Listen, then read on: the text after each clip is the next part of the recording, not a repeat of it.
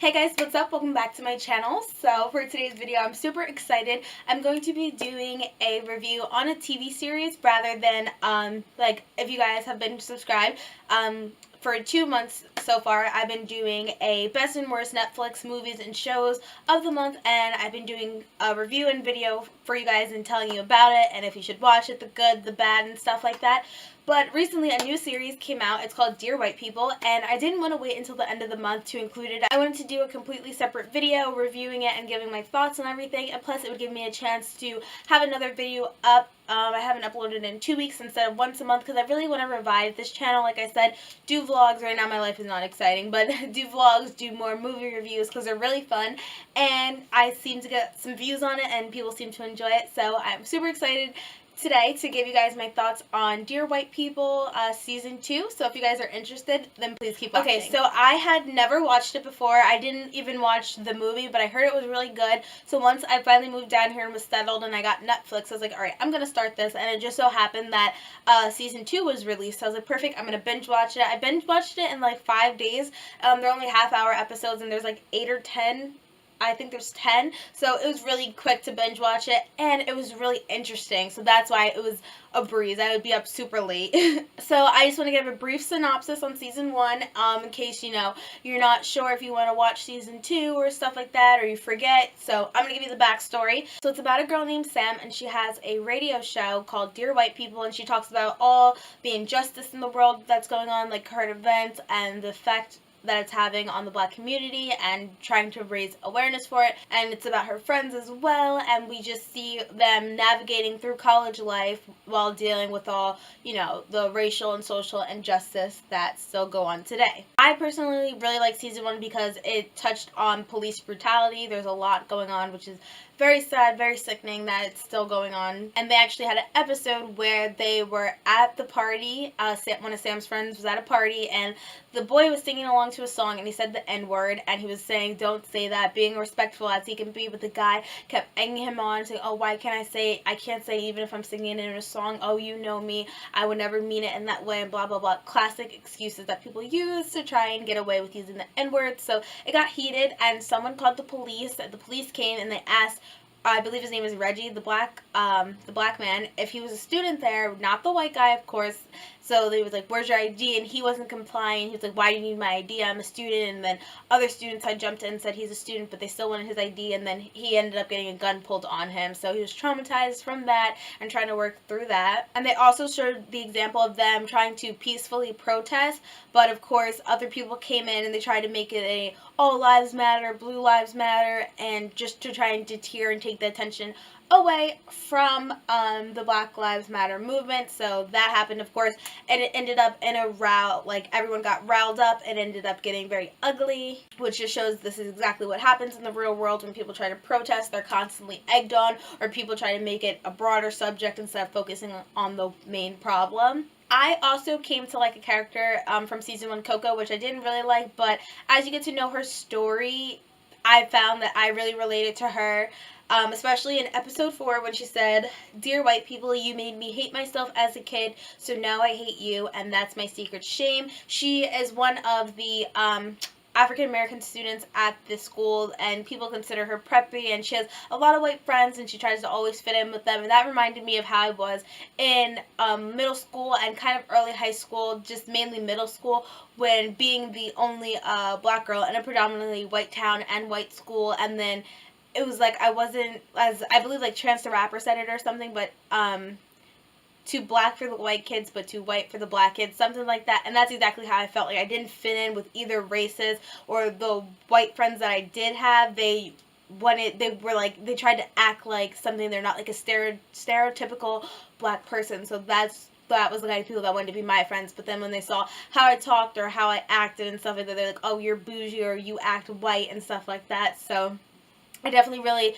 related to Xoxo a lot, because trying to find yourself with people that you can't fit in with is it sucks and it's hard. So yeah, Season 1 was mainly about Sam, and then Season 2 we get to know more and get more backstories of her friends and everyone else. So we learned some things about We learn more about Coco and Janelle. I love Janelle. She definitely deserves a better best friend instead of Sam, because Sam doesn't listen to her and all that stuff. But I really, really, really loved Janelle. And then in her episode, she also meets a guy and they hit it off, but he ends up being like really possessive and controlling and just one of those, like, I don't know how to explain it. They had a name in there, but he made everything about a racial fact. Like, he made it everything and tried to turn her against white people in general and just be like annoying. But in the episode towards the end, when he was snapping on Janelle, he called Sam a chihuahua and stuff like that and was being really disrespectful. Reggie jumped in, punched him in the face, and saved the day, of course.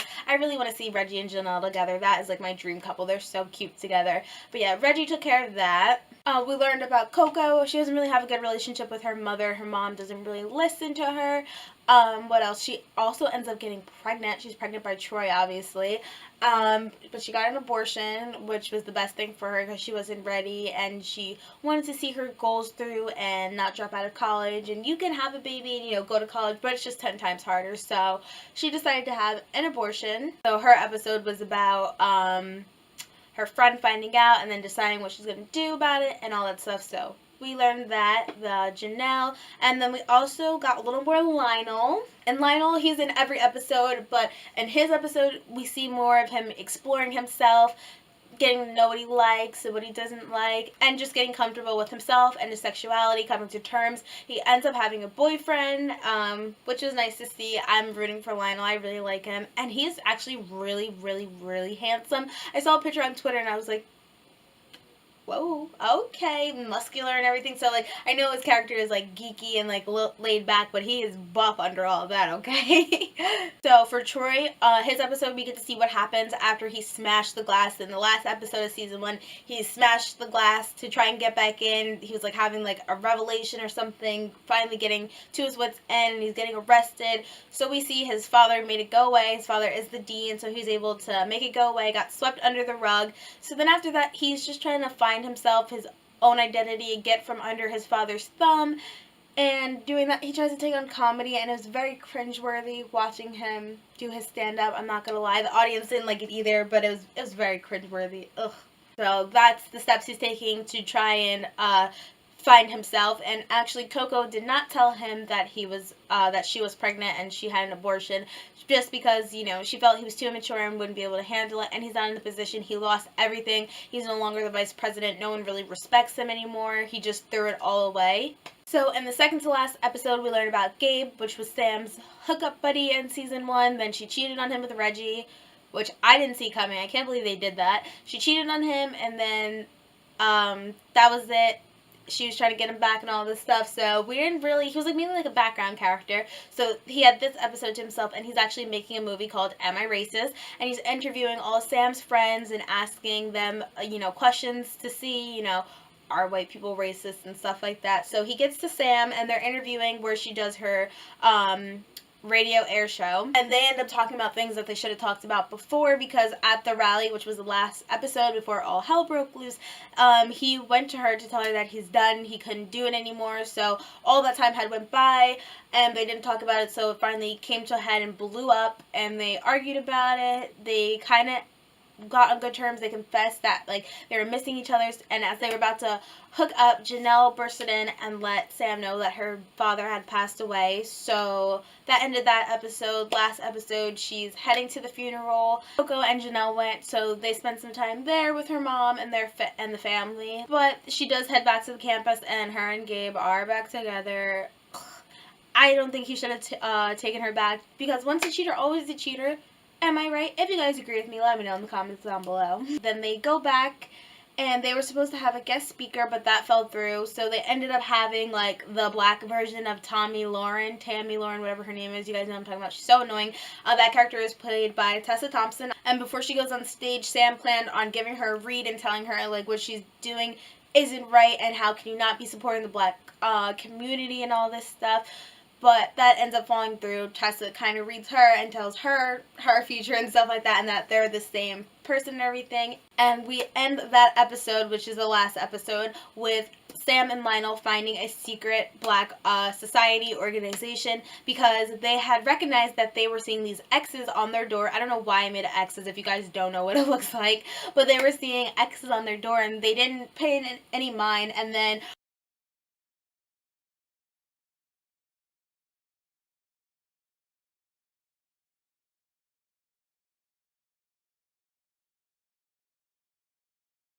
with all this information, and they ended up putting it together and finding the location, seeing that it made an X, and were able to go to that pinpoint. And they get there and first they don't see anything and they give up, and then all of a sudden a guy comes out and he goes, Sam, Lionel, you made it. And then it ends. Of course, we get a cliffhanger.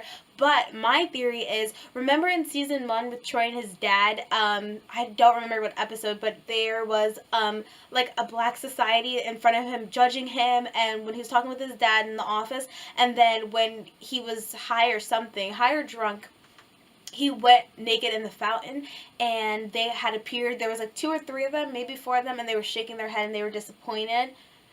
I think that's the society that's watching them, hoping for the best, hoping that they'll make something of themselves and raise the black community at the college there and do what they need to do, become president and everything. And Troy failed, so I don't know if that's why they moved on to Sam and Lionel. And then Janelle actually had an X on her door, but she didn't realize it either. So yeah, season 2 was really good. I really enjoyed the series. I wish that I had started watching it earlier because it's actually very interesting, very intriguing. They did a very good job. The writers did a really good job. I absolutely enjoyed it. I definitely recommend it. I give it 5 out of 5 stars. I really hope they come back with a season 3. There hasn't been any confirmation of a season 3 because season 2 was just released, so I understand. Hopefully they do come back with a season 3. I definitely hope to see more Janelle in the spotlight, more Coco. We get enough of Sam, to be honest. I like her, but the show is centered around her, so obviously she's gonna be the main focus, but I hope they definitely dive more, which I'm sure they will, into this secret black organization. I'm just very interested because, you know, we had that cliffhanger, so hopefully, you know, they dig more into that. Let's see. Gabe, okay, I just don't like him and Sam together, but we'll probably get more of them together. Lionel, obviously, Lionel and Sam found the clues and went there, so I'm definitely excited. I hope they do have a season 3. I hope you guys enjoyed this review. Hopefully my thoughts weren't all over the place. I tried to organize them as best as I could. It's also 9 o'clock at night while I'm filming this. I never have time in the morning, so I'm sorry if it was hard to follow. I hope you do get the gist of it. Let me know any comments down below. You guys have any suggestions of what I should watch next on Netflix and review. If you guys like these reviews, don't forget to give me a like, comment, like I said, all that jazz, and I will see you guys hopefully next week. Bye, guys.